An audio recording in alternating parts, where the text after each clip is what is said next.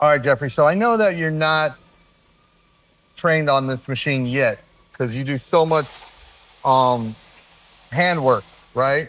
Correct. That you're kind of like the doctor fixer, Correct. custom materials, custom kinds of jobs, right? But I know you're curious and you want to learn this machine, Correct. right? But I know you also have some questions about it. I do. What were some of your questions? The Because main question I had, the one time that I really got to work on this machine, we were doing flanges for a sink for like your dishes to drain down, the water to drain into the sink. yeah, yeah, And we had to go from a 1/4 inch to 0 on the flanges. And of course, trying to put it on the machine, all the pods are flat. right, And we had to get it at an angle Right, to be right. able to cut the grooves Yeah. at that angle. yeah. So my question is there any way that we can make pods that, you know, you could adjust where you could make it at an angle where one side's at a, 20, I mean, a certain height and it's going anything down. is possible, but what I see is that the top part of the gasket, right? This part and the part on the bottom, you might be able to inflate the top one or the bottom one by putting air into a gasket that's inflatable. But the problem with that is that you would have to do it in a way, for what you're saying, that it would be lopsided. Yeah. And that's the only issue, is that you'd have to probably break Try it to up into figure so many out- sections and then make new connections to blow in air in there to make it the right inflation. And then, you'd end up with a situation like what's going on in the States right now, that we have a lot of high inflation. So, No, I'm kidding. okay, so question is, if you're in that situation and you're making, because a lot of people put these flanges in there now, Yeah. for your machine, what would be the best way for us to set it up to be able to cut them flanges going from a 1/4 inch deep, or, from 0 going down to a 1/4 inch deep to the sink? So basically, it has to be the underside of the thing, It has to be the finish side. the finish side. So on the finish side, the machine will automatically slope any tool. Oh, it will? Anyway, yeah. So for instance, one of the cool things too, like, have you seen our videos on integrated sinks? Yes, So when you do the integrated sinks, you're cutting upside down, right? correct. So a lot of people say, okay, the bottom part of the integrated sink that has a hole in it, okay, how do we do that if we want to slope it and have a converging? So when you look at it from the top, it kind of looks like four Yeah, because triangles. here right? lately I've been cutting it in 4 triangles No, and you can do it right on the machine. So after I cut up all the pieces upside down, hybrid miters, and I have the polish face down, that particular piece, you could literally send a milling tool to the top of it, and you could slope it and mill it on all 4 sides. Okay. Because you're eating anyway the polished face. So what do you care Yeah. if you're eating the piece that's already polished face down? Yeah.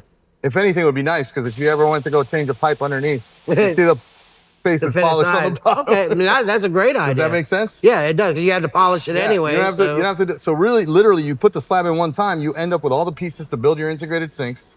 The measurements are perfect because they're upside down, which a lot of people, it's not that obvious, right? But you have perfect straight miter cuts with perfect measurements when you cut the integrated sinks upside down, Okay. and you get separation. And on top of that, you can mill into the part that probably take you an hour to do a whole integrated sink for a vanity top with an apron in the front with all the pieces to build up the integrated sink, and that piece that you can slope with the milling wheel after. Yeah, And because then the you can milling drill a hole. obviously takes a little You can also while. drill a hole. You can also recess the lip of the hole. No, really? Yeah, and you can open it with a core drill. You can open it with a finger bit. Okay. Yeah. Nice. So Jeffrey, what advice do you give to fabricators that want to learn a little bit more of that manual labor, like how to be a real stone craftsman?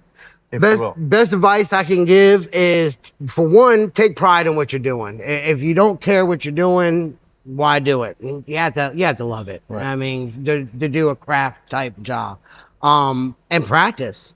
Grab a piece. If you have downtime now, a lot of shops now, there's a lot of people that just have to push a button and watch these awesome machines run.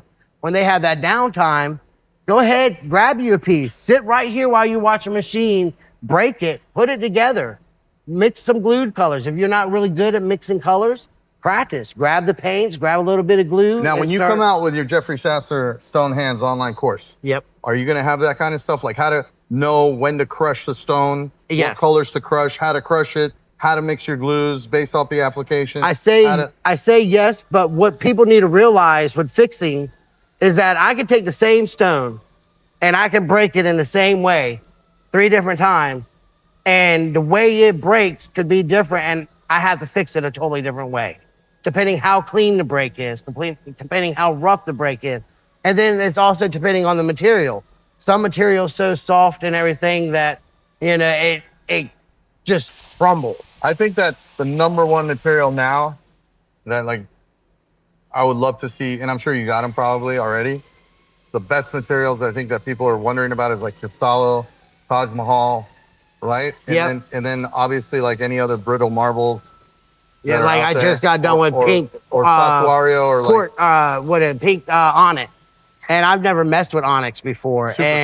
Super soft. Super pretty much it's just crystal that's been impacted mud that's has cured hardened. But it's also soft. You gotta also have the right tool. It's gotta have a lot of copper in the segment. Yeah, I mean it just falls apart. I mean, so it was a lot of fun. It was a big challenge learning how to work with something that soft and everything, but came out beautiful. Nice. I like it. We're looking forward to seeing more videos come out. Where can we follow you?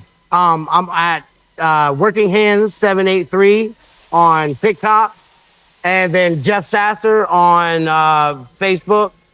I do have an Instagram and a YouTube. I think both of them are Working Hands too. Not 100% sure on that. But I'm sure you'll come out Jeffrey Sasser. Yeah, but if you look up Jeff Sasser, I pop up on most of them. Awesome, man. I appreciate your time, and I'm happy you're a part of our industry making it better. Thank you, man. Thanks, Jeffrey. Thanks, brother.